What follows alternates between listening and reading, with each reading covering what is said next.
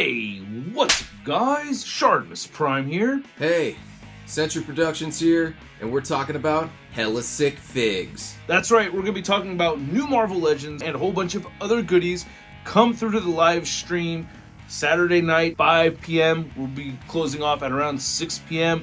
Let's get this thing started and talk about hella sick figs. Tune in. ShartimusPrime, ShartimusPrime. Reading comics, toys are hella sick, hella wacky licks, taking bad hits, taking bad shits. Subscribe.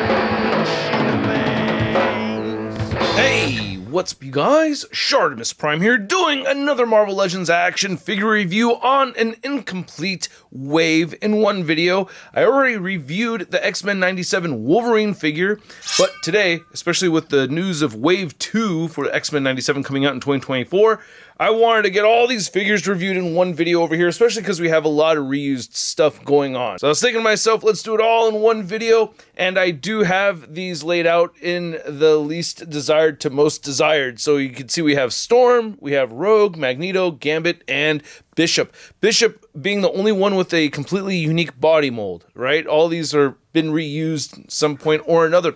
Anyway, I do like the artwork on the packaging, so that does look pretty sweet. That is pretty cool, I like that. And then on the back, there's no read-ups, but you can see all the characters from the wave. Obviously, I've reviewed that Wolverine figure, which is the one that I wanted the most. I think that's the best Wolverine figure out of Marvel Legends. So nothing on the top or bottom of these, so let's get to it and crack these things open. And if you're trying to get your Marvel Legends, you can do so at Big! Get your big badass toys at BigBadToyStore.com. Click the link in the description below. And here's my remaining X-Men 97 figures out of the packaging, and these look actually pretty sweet. Now, there is a lot of reuse going on over here, a lot, but for each figure, there is a couple of new things going on. So it's not like just one new head sculpt or something that's making it different for these.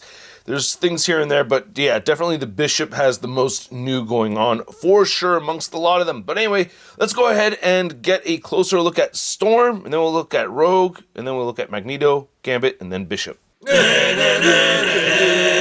So we obviously have a new head sculpt for Storm over here, and it looks pretty good. It's just not a version of Storm I'm very familiar with because I haven't seen the show yet, but I like the bright blue eyes right there. That looks fairly comic accurate from what I can remember. And the hair looks pretty cool. You know, it would have been nice to see some paint detail in the hair, but, you know, it's just sculpted, shaped out like how it is without any paint or anything to make that sculpt pop even more. So some, you know, a little bit of gray paint like how they had in this last version right here would have been pretty cool to see. Now, it's almost the same exact thing. They did give us new arms, though. So the arms are different. And this one has a pearlescent sheen throughout. I actually prefer that, to be honest with you. I do like the arms on this one. The arms on this one look pretty good too. They are a bit skinny. I'm just frustrated that while they made new arms for this figure, they didn't give her the pinless double jointed elbows. So I'm like, what the hell's up with that? Why didn't you include the pinless double jointed elbows, guys? But you get new arms, you get a new head sculpt right here, which does look pretty good to me. Just unfamiliar. And then the rest of it has the flat white paint, and we have the updated pinless double jointed knees, and that does look good too. So if you want to see this as an upgrade to your previous Storm figure, well, you could go ahead and swap the heads. You can see how that looks right over there.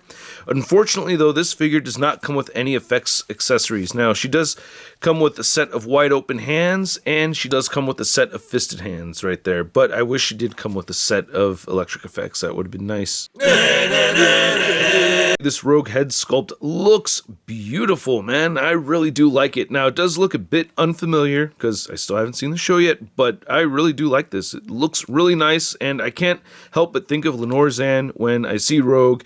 She is the voice actress for Rogue, and she was super nice to me over at Retro Toy Con. I met her 2 years ago. Big thanks again to the Uncanny Experience for introducing me to Lenore, and I got to sit next to her at the panel at SDCC. 2 years later, I see her at Retro Toy Con, and she pointed me out in the crowd. I remember you, and she was just really kind and helped me get my photo with the X-Men over at the convention, and just shout out to Lenorzan, and I still stumble over my words talking to her because I get that starstruck thing happening to me every now and then. But anyway, I want to compare this head sculpt to the last retro carded Rogue figure that we'd got, which I still really like this a lot. This is still really good, and I like the first one too. We get a different jacket, but we get the same arms. So you can see the arms are the same on these two figures, but the jacket itself is different. The upper torso is different. This one's the more defined chest, less defined chest, which I prefer that, obviously. Then we also get a much smaller belt over here. You can see how this one's a lot more loose, and it's supposed to hang down a little bit lower like that. And you can see we get all green right over here, which doesn't look bad. And then we have the same accessories too, where you could have the regular fleshy hand right here and take off the wrist piece with the glove. And then you could have the glove holding hand right there, or you could have her posed with her fisted hands. So she gets a set of fisted hands, and those are her accessories. The legs are a little different. The hip joints are the same. You can see those weird defects and the cracks in the plastic right there on those hip joints. We get those on this figure as well. But we have the new pinless tech and this new knee pad system over here. So you can see how this is all loose, falling all over the place. With this new figure, we get the pinless joints, and this is all just sculpted onto the thigh.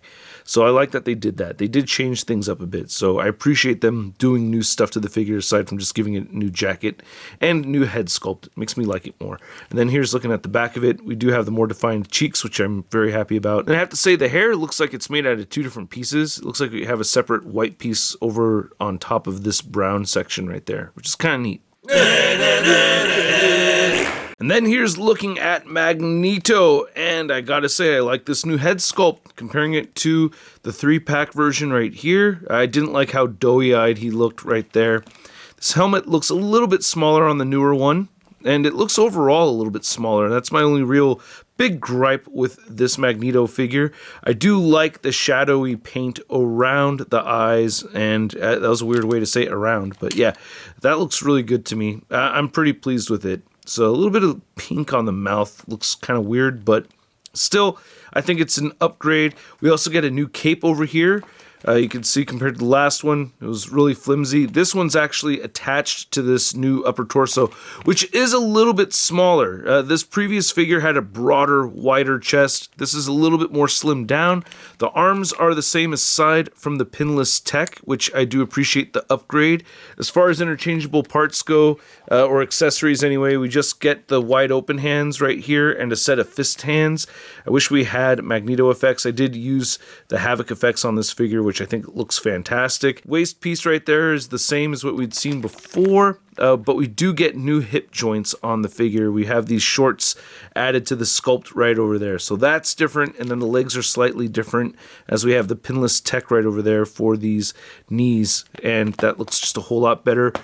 Boots, feet are the same, and the cape is just way cooler. I do like it more than the previous version. This doesn't look bad. I do like the black paint over it. This could have used some extra paint on it.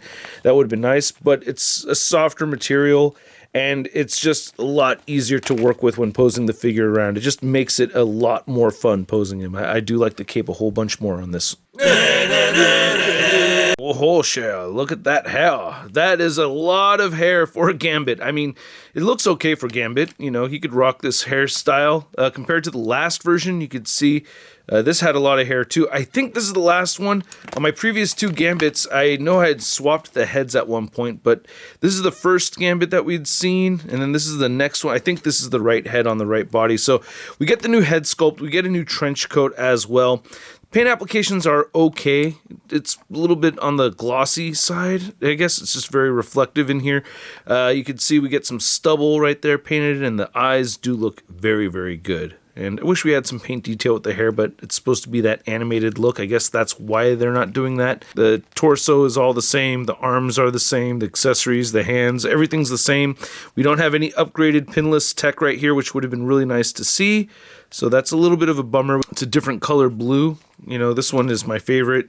And then this is the very first one, I believe, if I have my shit together, which I don't right now because I remember mixing up the figures when I got them on display. But yeah, you can see the trench coat looks pretty nice. It's tapered in.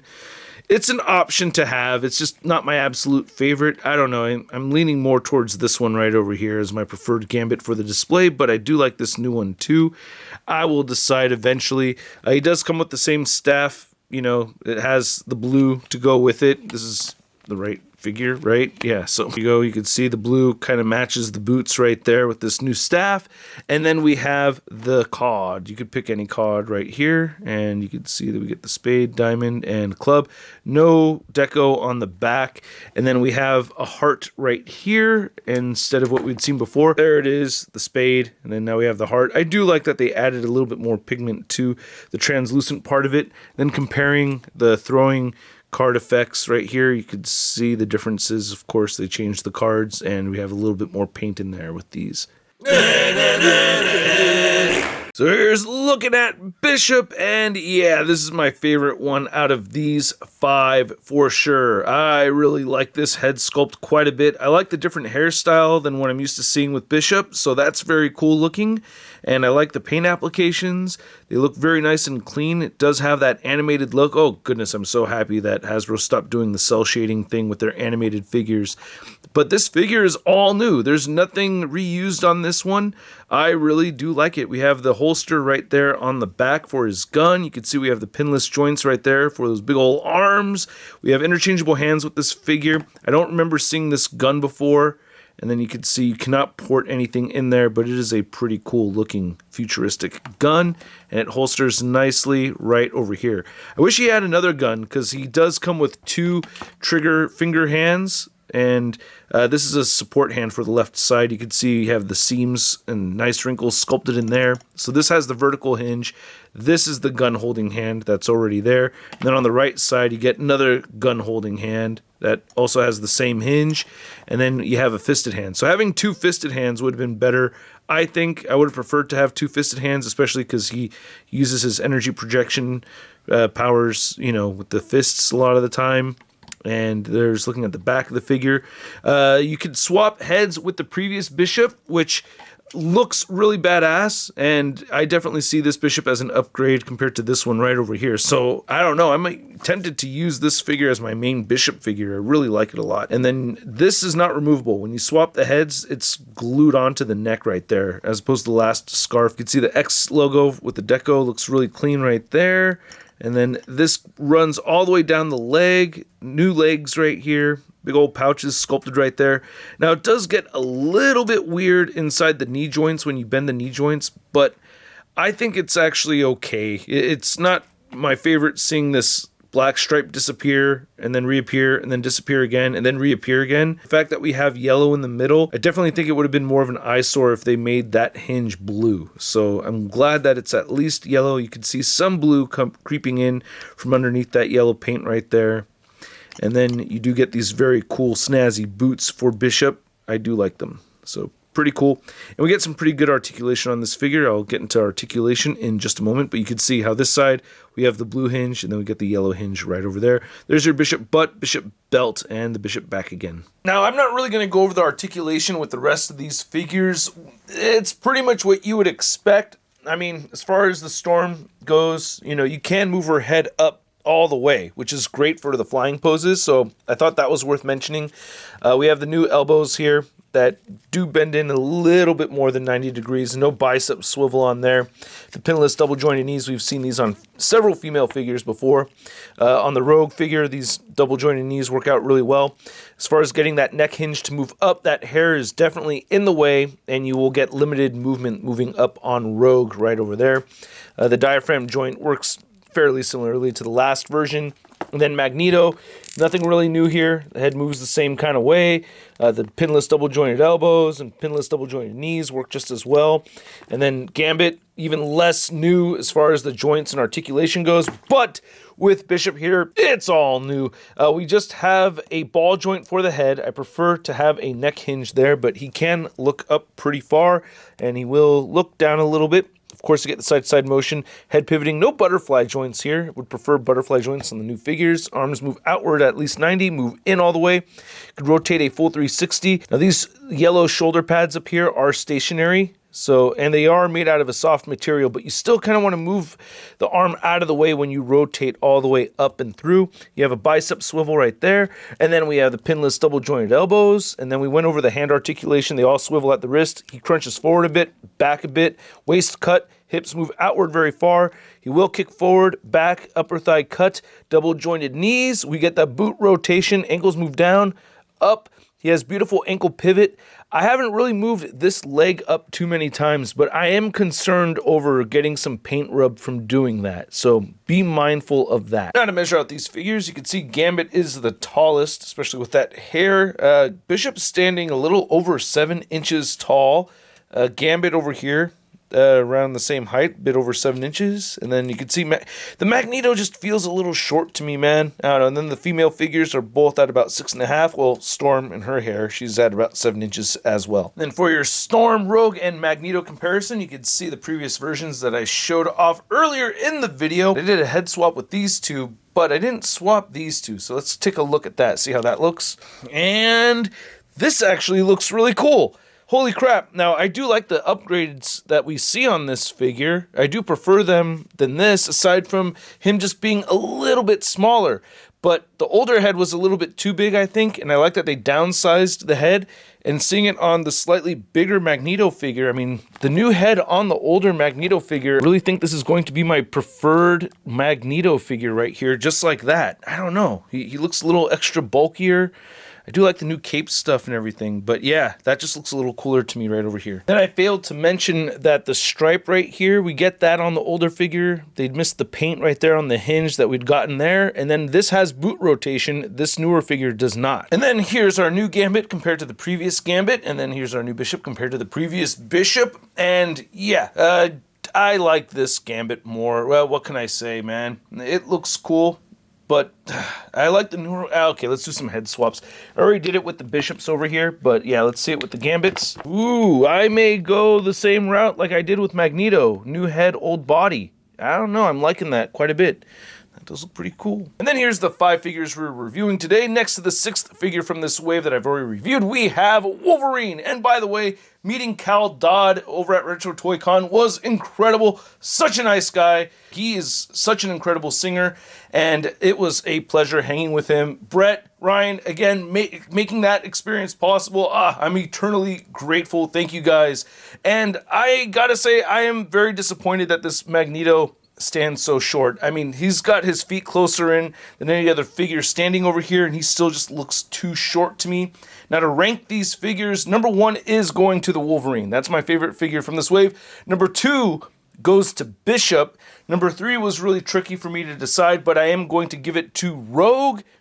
Number 4 does go to Storm. And then 5 and 6 is a toss-up for Gambit and Magneto over there.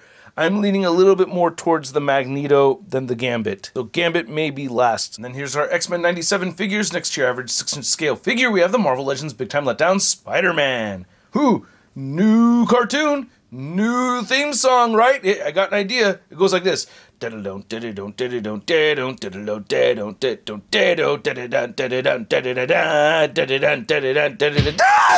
So I hope you guys enjoyed watching this video. I certainly do appreciate your viewership, so thank you for watching. And if you want to pay it forward with the like button, well, I appreciate it if you'd click that like button. And if you're new here, hit that subscribe button, as we've got a whole bunch more content coming to this channel. And these figures are okay. I mean, some of them are better than others. And if you wanted to pass on these and get worried about being sad about missing out on any of them, I think that would all just depend on how much you're into the show, how much you want these versions of these characters in your collection. You know, all of that's a personal decision. I got them all out of curiosity. I already love the characters, so I wanted these. However, I can't say I'm stoked about all of them. Like I had brought up to the Hasbro team over at San Diego Comic-Con with the Storm figure, comparing it to the Black Widow. It's like they cost the same, about the same, like a couple dollars different from each other, but the Black Widow has way more to offer. So there are those issues that do bother me, and I don't feel like all of these figures are necessarily worthy for the majority of collectors picking up. The Wolverine is one of them, the Bishop is one of them, but I feel like for the rest of these, not as much. Maybe if Magneto was a little bit bigger, I would like that figure more, you know? I just feel like, you know, that they kind of, the arms look a little bit weird and too long on him also. So I'm disappointed in the Magneto figure. Got what I expected from the Storm and Rogue figures, and a little disappointed in the Gambit figure as well. So more disappointments here than figures I'm stoked about, to be honest with you. So I'm going to go ahead and grade the wave in its entirety. 2 really badass figures, 4 figures. I'm going to give them a Sud rating of... I'll wait for the Black Friday sale. And I'd like to know what you guys think. And that's the first time I actually gave one of these decimal point grades to an entire wave of figures. So I want to know what you guys would grade the wave in its entirety. Let me know in the comment section below. If you want to see the latest in Marvel news, you can find it all over at marvelousnews.com, and you can stay in touch with me on Instagram, Twitter, Twitch, TikTok, and on whatnot. And I will catch you guys later. Peace. That's crispy.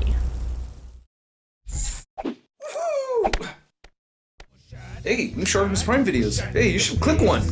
Yeah, click on one of them. Or subscribe if you haven't.